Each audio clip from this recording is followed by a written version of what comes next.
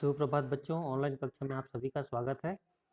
मैं मनोज साहू। आज मैं पढ़ाने जा रहा हूँ आप लोगों को कक्षा 10वीं के हिंदी पुस्तक के इकाई 8 हिंदी साहित्य का इतिहास। आइए आज हम पढ़ेंगे रामचंद्र शुक्ल एवं प्रेमचंद युग। आइए शुरू करते हैं। गद्य के विकास में इस युग का विश्लेषण महत्व है। पंडित रामचंद्र शुक्ल 1884 से 1941 है ना, उनका जीवन काल है। तो उन्होंने निबंध, हिंदी साहित्य के इतिहास और समालोचना के क्षेत्र में गंभीर लेखन किया। उन्होंने मनोविकार पर हिंदी में पहली बार निबंध लेखन किया। साहित्य समीक्षा से संबंधित निबंधों की भी रचना की। उनके निबंधों में भाव और विचार अर्थात बुद्धि और हृदय दोनों का समन्वय है। हिंदी शब्द सागर की भूमिका के रूप में लिखा गया उनका इतिहास आज भी मतलब अपनी सार्थकता बनाए हुए है। जायसी, तुलसीदास और सूरदास पर लिखी गई उनकी आलोचनाओं ने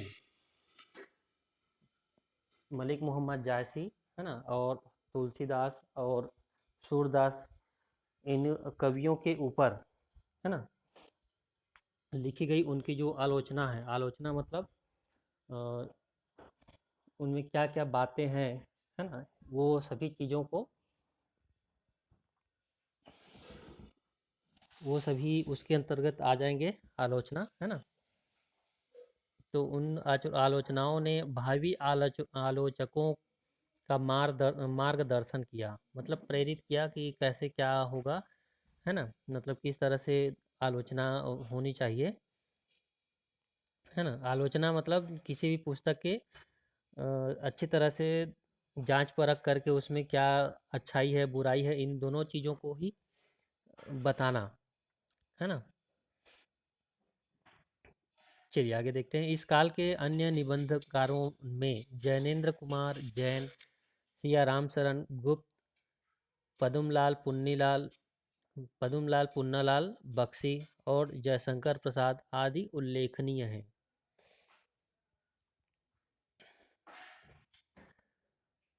चलिए यहाँ देखिए, ये पदुमलाल पुन्नालाल बख्शी है ना, और बाकी अन्य कोई कोई जो लेखक भी हैं और कवि भी हैं है ना। जयशंकर प्रसाद जो है, हम इनकी एक रचना पढ़ चुके हैं है ना, पुरस्कार 10वीं में है ना। तो वो एक नाटक है। वहीं पर ये कामायनी जो है, आधुनिक काव्य के महाकाव्य, सब सर्वश्रेष्ठ महाकाव्य के नाम से जानते हैं सब है ना। चलिए आगे देखते हैं। कथा साहित्य के क्षेत्र में प्रेमचंद ने क्रांति ही कर डाली। अब कथा साहित्य केवल मनोरंजन, कौतूहल और नीति का विषय ही नहीं रहा, बल्कि सीधे जीवन की समस्याओं से जुड़ गया है ना। पहले जो है वो साहित्य वगैरह जो है सिर्फ मनोरंजन और कौतूहल के लिए ही बनाया जाता था या रचना किया जाता था अधिकतर। लेकिन अब उसको सीधा कथा जो है, कथा साहित्य जो है ना, अब उसको सीधे सीधे जीवन से संबंधित जो समस्या है उसको जोड़कर देखा गया। उन्होंने सेवा सदन, रंगभूमि, निर्मला, गबन और गोदान आदि उपन्यासों की रचना की। उनकी 300 से अधिक कहानियाँ मानसरोवर के 8 भागों में तथा गुप्त धन के 2 भागों में संग्रहित हैं। पूस की रात, कफन, शतरंज के खिलाड़ी, पंच परमेश्वर, नमक का दरोगा तथा ईदगाह आदि उनकी कहानियाँ खूब लोकप्रिय हुई। इस काल के अन्य कथाकारों में इस काल के अन्य कथाकारों में विश्वंभर नाथ शर्मा, कौशिक, वृंदावलाल वृंदावन लाल वर्मा, राहुल सांकृत्यायन, पांडे बेचन शर्मा, उग्र, उपेंद्रनाथ अस्त, जयशंकर प्रसाद, भगवती चरण वर्मा आदि के नाम उल्लेखनीय हैं। नाटक के क्षेत्र में जयशंकर प्रसाद का विशेष ध्यान है। नाटक के क्षेत्र में जयशंकर प्रसाद का विशेष ध्यान है ना। उनके चंद्रगुप्त, स्कंदगुप्त, ध्रुव स्वामिनी जैसे ऐतिहासिक नाटकों में इतिहास और कल्पना तथा भारतीय और पाश्चात्य नाट्य पद्धतियों का समन्वय हुआ है। लक्ष्मी नारायण लाल मिश्र, हरिकृष्ण प्रेमी, जगदीश चंद्र माथुर आदि इस काल के उल्लेखनीय नाटककार हैं। आइए अद्यतन काल अद्यतन काल में देखते हैं।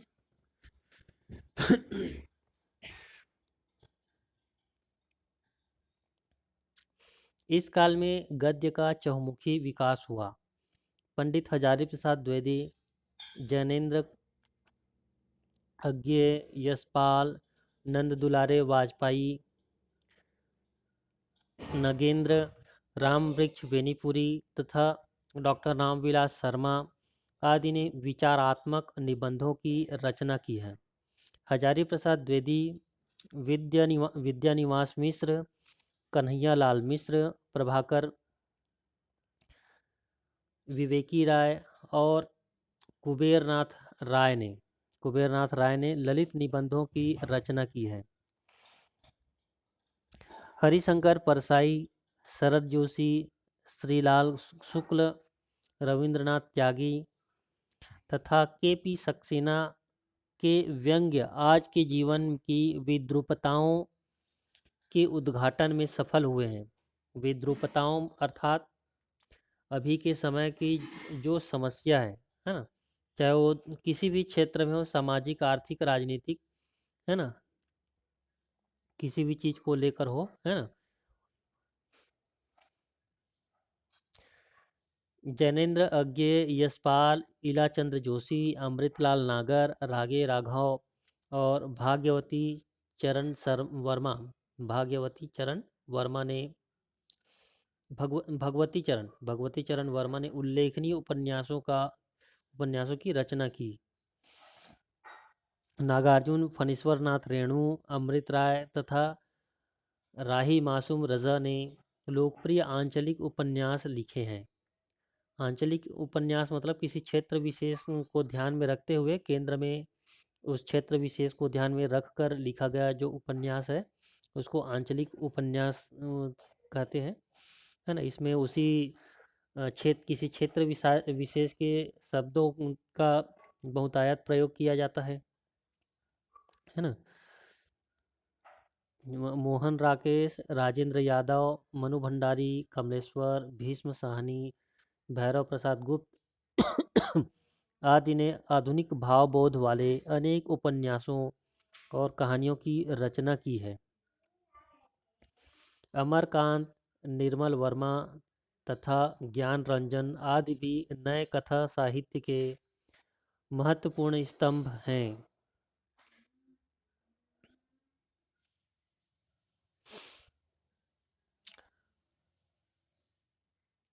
प्रसादोत्तर नाटकों के क्षेत्र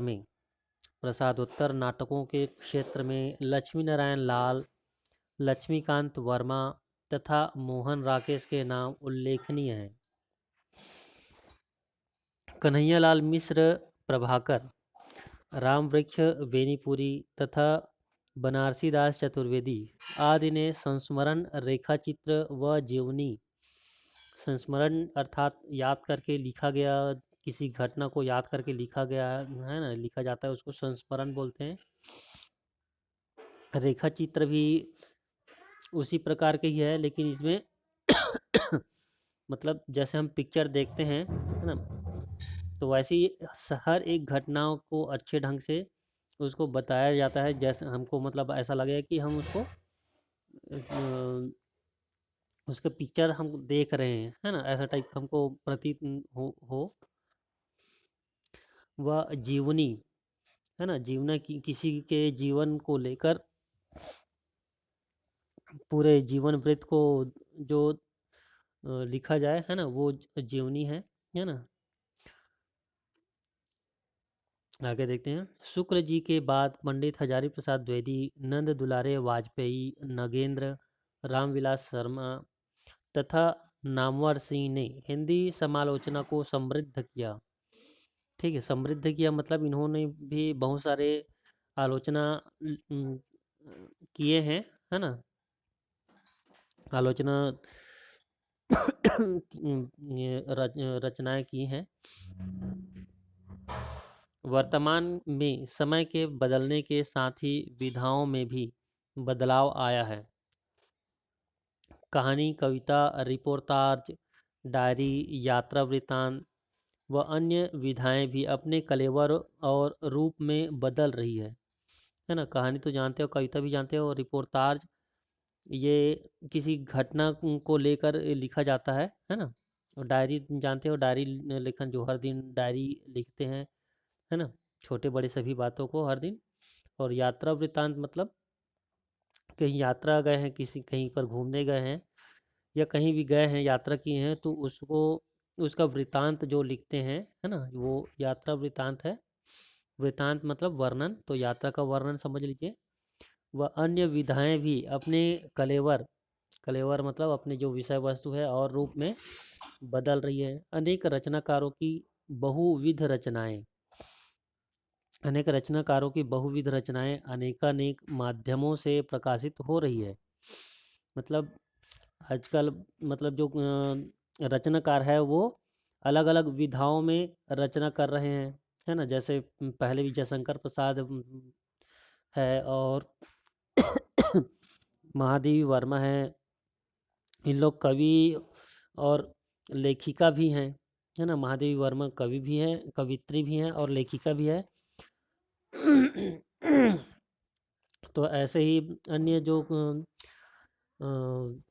रचनाकार है वो नाना प्रकार के, अनेक अलग अलग प्रकार के विधाओं में रचना कर रहे हैं। वो भी अनेकानेक मतलब अलग अलग माध्यमों से प्रकाशित हो रही है वो सभी चीज़ें, और चर्चा में आ रही हैं। हमारे अपने समय के रचनाकारों में विमल कुमार, विनोद कुमार शुक्ल, कात्यायनी, राजेश जोशी, उदय प्रकाश, संजय, जितेंद्र, जया जादवानी आदि महत्वपूर्ण हैं। इन रचनाकारों की रचनाएं इंटरनेट पर कविता कोश और गद्य कोश पर खोजी और पढ़ी जा सकती हैं। ये इस प्रकार से हमारा इकाई 8 समाप्त हो गया।